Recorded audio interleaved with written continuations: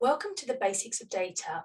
My name is Claire and I'm from Simplistic Data, and I'm here to try and share some ideas about how to use data to your advantage to help your business to grow.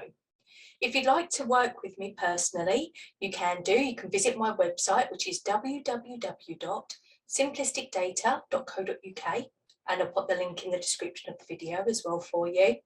And just drop me a line, tell me what you're working on and how you're using it today, like what tools you're using today, and we'll have a look and see how we can help you bring in efficiencies that will help your business to grow.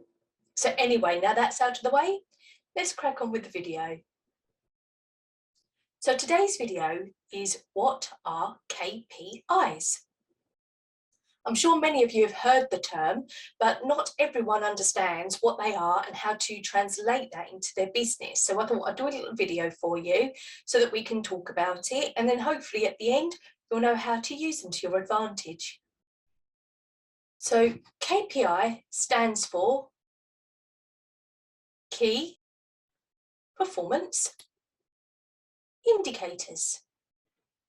These are achievable goals that you put in place so that you can visualize how your business is becoming successful. So how you measure the different sectors of your business to make sure that they're performing in the way that you want them to. You will have different KPIs for different departments. For example, you may have a KPI for your sales team to hit 10 sales a month. And you might have a different KPI for your finance team. So it might be that they're only allowed to have 2 outstanding invoices at the end of the month. Or you could have another one for your operations team. Let's say you want 98% of orders sent out to the building on time. So they're the different types that you can put in place. This gives you a benchmark to measure against so that you know if your business is hitting those points that you want it to hit, so it's behaving in the way that you're expecting it to. If your teams are consistently hitting the goals, you could have a look and see if you can make it a bit more challenging, which then encourages your business growth.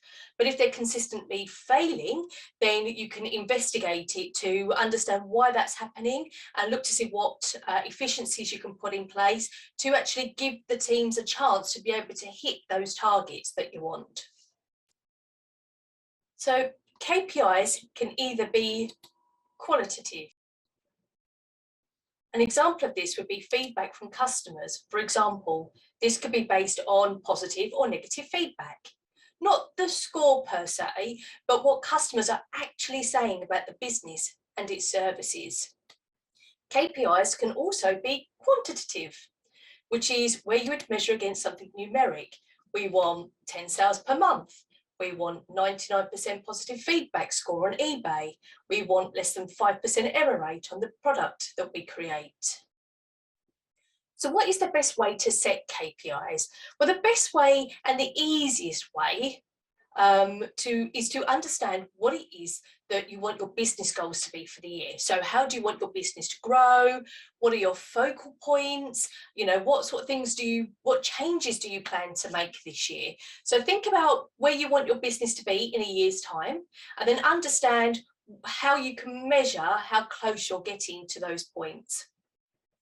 Once you understand the objectives for the year, you can decide what KPIs you need to put in place to be able to measure that, so you can see how close you are to hitting those objectives.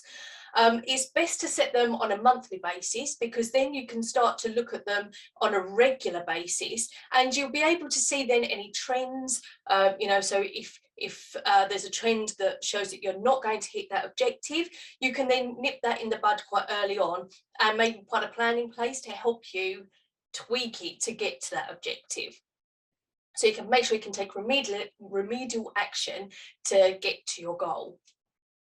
So a lot of businesses, they follow the SMART rules. So what are the SMART rules? So SMART. So KPIs must serve a specific purpose, i.e. it is clear what the KPI is looking to achieve. For example, consistency across customer orders leaving the business on time, or to monitor a reduction in the error rate. They must be measurable, i.e. you must be able to compare it on a regular basis to see if it's improved, become worse, or stayed the same.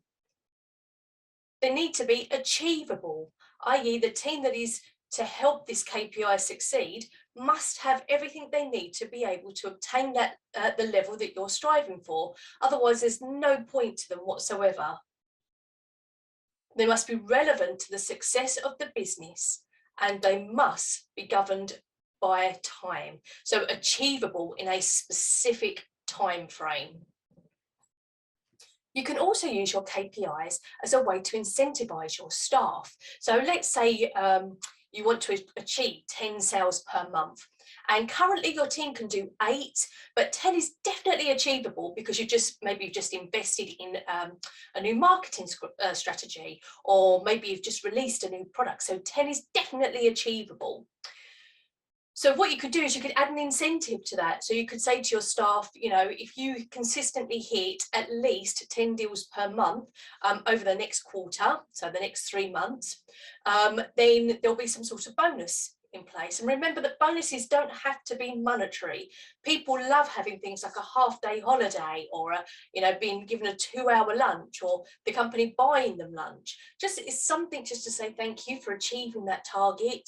But you know your teams, you know what incentivizes them and what doesn't. So have a little think about things, about how you can incentivize them, because they are the people who help your business to grow.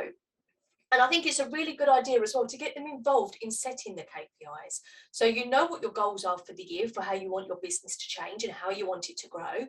And they're the guys that do it on a daily basis. They're the ones that carry out the role, and they know what is achievable and what's not achievable, and what's a good time frame and what's not a good time frame. So get them involved, and it helps them to buy into that process as well. It helps them to become more accountable for reaching that goal, and they can help your business to grow. And sometimes they have some marvelous ideas that you would not have even thought of yourself, because maybe you're a little bit far removed from the general day-to-day process now. So always keep your staff involved in it, and they'll help you try and grow your business, because it's in their interest for your business to be successful, for them to keep their jobs. So I hope you like this video. Let us know in the comments here on YouTube how you like to set your KPIs for your business. Do you set yours in a different way? Do you not even use KPIs? How do you measure the success of your business? I'd be really interested to hear your comments. And keep a lookout for the other videos in the Basics of Data series. And let us know if there's any other videos that you would like us to do for you, because there's something that you might need explaining. Let us know and we'll pop up a video. Thanks.